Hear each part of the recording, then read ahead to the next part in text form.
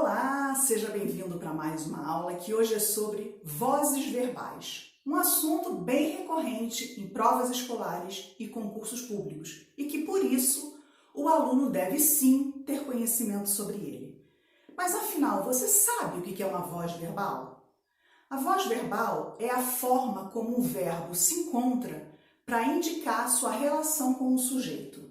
E nós temos 3 tipos de vozes verbais: a voz ativa, a voz passiva e a voz reflexiva. Vamos ver agora uma por uma.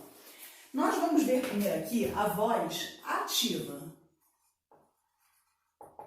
A voz ativa. O que seria a voz ativa? Anota aí no seu caderno. A voz ativa é quando o sujeito realiza a ação. O sujeito, ele está sendo o autor da ação verbal. Vou colocar um exemplo aqui para você ver. Se eu falo assim, meu pai comprou um carro. Meu pai comprou um carro. Qual é o sujeito dessa oração? Meu pai. Não é meu pai? O meu pai é o sujeito e o meu pai está realizando a ação verbal. Ou seja, o meu pai está comprando o carro, está realizando a ação de comprar um carro. Por isso nós temos uma voz ativa. O sujeito realiza a ação. Já na voz passiva, que é o outro tipo de voz verbal, na voz passiva, o sujeito ele já não vai mais realizar a ação, ele vai sofrer a ação verbal. Então eu vou colocar o exemplo aqui. Essa mesma frase, meu pai comprou um carro. Você vai pegar, aí vai botar assim, ó, um carro foi comprado pelo meu pai. Você vê aqui que o pai já não é mais ele que está realizando a ação verbal, ele está sofrendo a ação verbal. Então, essa aqui é a formação da voz passiva. Na verdade, essa daqui é a formação da voz passiva analítica, tá? Que nós temos 2 tipos de voz passiva. Essa daqui, ó, é a analítica. Qual é a marca principal da voz passiva analítica? Essa locução verbal aqui, ó, formada pelo verbo auxiliar mais esse verbo aqui que é o verbo principal. É o verbo principal. Então, a voz passiva analítica, a marca principal é essa daqui. É uma locução verbal formada por um verbo auxiliar, que nesse caso aqui é o ser, mais o particípio de um verbo que é considerado o verbo principal. Tá? Como que você vai fazer para fazer a transposição da voz ativa para a voz passiva? Acontece o seguinte, quando você tem aqui, ó, um carro, ele é o objeto direto, não é? E meu pai é o sujeito. Aqui, meu pai é o sujeito. O que vai acontecer na voz passiva? Você vai pegar o objeto direto da voz ativa e vai transformar esse objeto direto em sujeito da voz passiva. Então, olha aqui. Anota isso aí também que é importante. O objeto direto da voz ativa se transforma em sujeito da voz passiva. E o sujeito da voz ativa vai se transformar no agente da passiva. Pelo meu pai, esse termo aqui, olha, é agente da passiva. E o que seria exatamente o agente da passiva? É quem realiza a ação na voz passiva. Então, visualiza essa bagunça aqui, mas isso funciona. Tá meio bagunçado o quadro, mas funciona. É só você visualizar assim. Faz esse X aqui, ó. O objeto direto da voz ativa se transforma no sujeito da passiva. E o sujeito da ativa vai se transformar no agente da passiva. Visualiza esse X aqui, ó. Pode escrever exatamente assim no seu caderno para que você possa, na hora de fazer a transposição da voz ativa para a voz passiva, visualizar esse X. Objeto direto vira sujeito e sujeito vai virar o agente da passiva, tá? Essa é a transposição da voz ativa para a voz passiva. Mas, como eu falei, a voz passiva, essa daqui é a voz passiva analítica. A gente tem a voz passiva sintética. Vamos ver como que ela se forma, a voz passiva sintética. Vou apagar aqui essa parte aqui de cima. Eu falei da voz passiva analítica, né? E agora a gente vai ver a voz passiva sintética. Ó, voz passiva sintética. Vamos pegar aqui o mesmo exemplo. Um carro foi comprado pelo meu pai. A frase na voz ativa não era meu pai comprou um carro. Como que vai ficar na voz passiva sintética? Vai ficar comprou-se um carro. Comprou-se um carro. Essa aqui é a formação da voz passiva sintética. E qual é a marca principal da voz passiva sintética? É esse C aqui, que se chama pronome apassivador. Apassivador. Esse C aqui é o pronome apassivador. Ele é a marca principal da voz passiva sintética. Se você confundir na hora, se você falar assim, ai meu Deus, qual é a voz passiva sintética e qual é a voz passiva analítica? Eu preciso de alguma dica para não errar mais, para não confundir qual é qual. Pensa no seguinte, esse sintética aqui, ele não começa com S? Isso aqui é um macete, tá? É só um macete. Lembra desse S aqui também, ó. S aqui e S aqui. Para você não errar mais, para você identificar e saber qual é a voz passiva sintética, tá? Lembrando que a voz passiva sintética, a marca principal sempre tem esse C aqui, sempre. É o pronome apassivador. E a marca principal da voz passiva analítica é essa locução verbal aqui, formada por um verbo auxiliar e por um verbo principal, que estará sempre no particípio, tá? Então, aqui a gente viu a voz passiva sintética e a voz passiva analítica. Agora, uma coisa importante que você precisa saber com relação à voz passiva sintética. Vou apagar aqui embaixo, para a gente poder... Deixa eu pegar o outro aqui, que tá melhor. Vamos lá. É importante saber fazer a concordância na voz passiva sintética.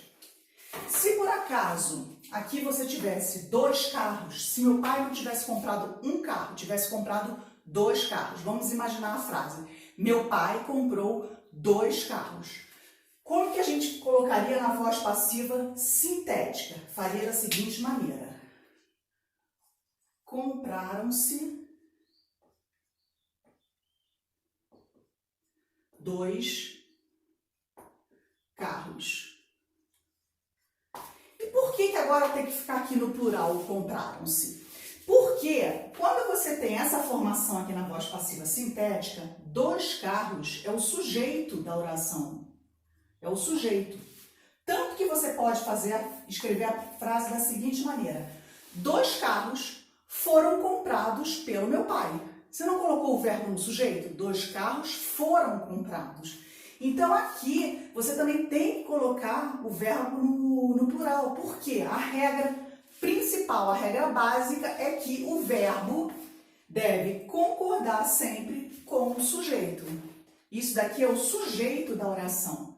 Por isso que nessas frases que a gente vê muito assim, quando a gente viaja em estrada, por exemplo, tem uma frase muito comum que eu vejo que é alugam-se galpões, também no plural.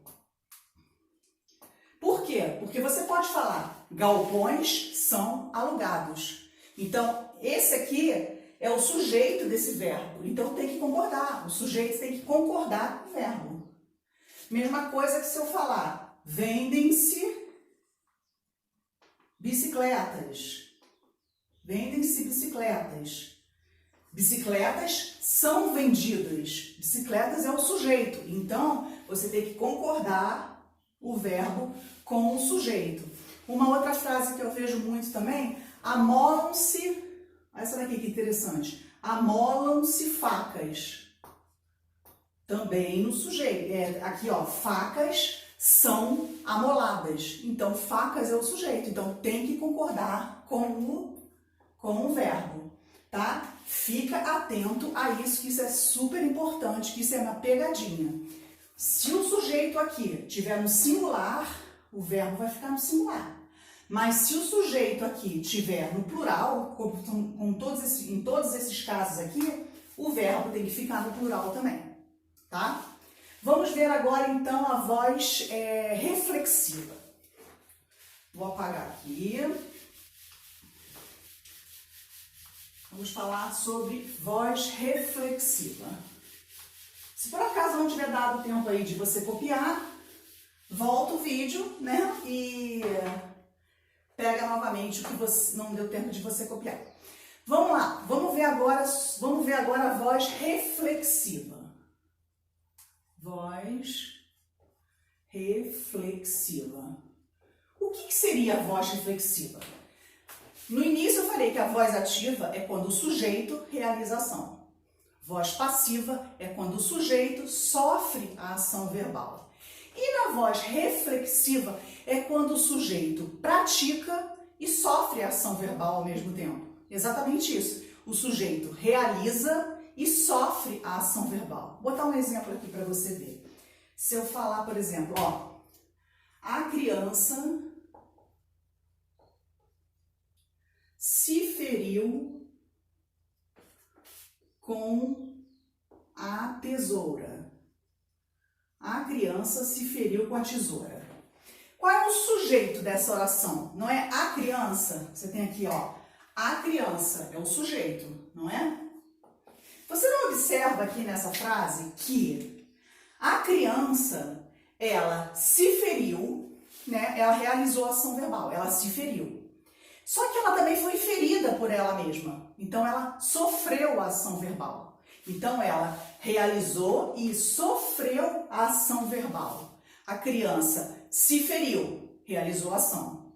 E ela foi ferida por ela mesma, ela sofreu a ação. Existem algumas gramáticas que falam sobre a voz reflexiva recíproca, que é interessante você saber também. Como que é a voz reflexiva recíproca? Voz reflexiva recíproca. Vou apagar aqui para poder escrever aqui o exemplo. A voz reflexiva recíproca é quando você tem dois seres realizando a mesma ação um sobre o outro. É diferente da voz reflexiva, somente da voz reflexiva, é quando apenas uma pessoa está envolvida naquela ação e em sofrer aquela ação. Na voz reflexiva recíproca, você tem dois seres ou mais, né? Sofrendo e realizando aquela ação. Um está sofrendo a ação sobre o outro. Deixa eu colocar aqui um exemplo para você ver. Por exemplo, você pode escrever assim, ó. Os jogadores se cumprimentaram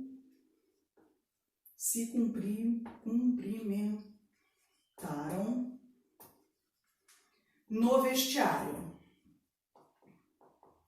Os jogadores se cumprimentaram no vestiário. O que acontece aqui? Parece que é uma voz reflexiva, e é uma voz reflexiva. Mas por que ela é recíproca? Porque o sujeito aqui tem mais de duas pessoas. Aliás, tem duas pessoas, né? Ele poderia ter mais de duas pessoas. Ou mais, pode ser também mais de duas pessoas. Os jogadores podem ter sido dois ou mais, né? Então, o que acontece aqui? Quando você fala os jogadores se cumprimentaram no vestiário, tem uma ação reflexiva e recíproca. Por quê?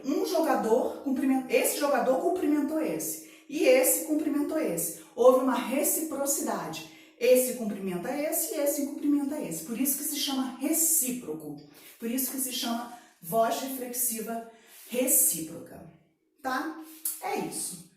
Espero que você tenha gostado da aula. Se você gostou, deixe o seu curtir, se inscreva no canal, convide seus amigos a conhecerem o canal.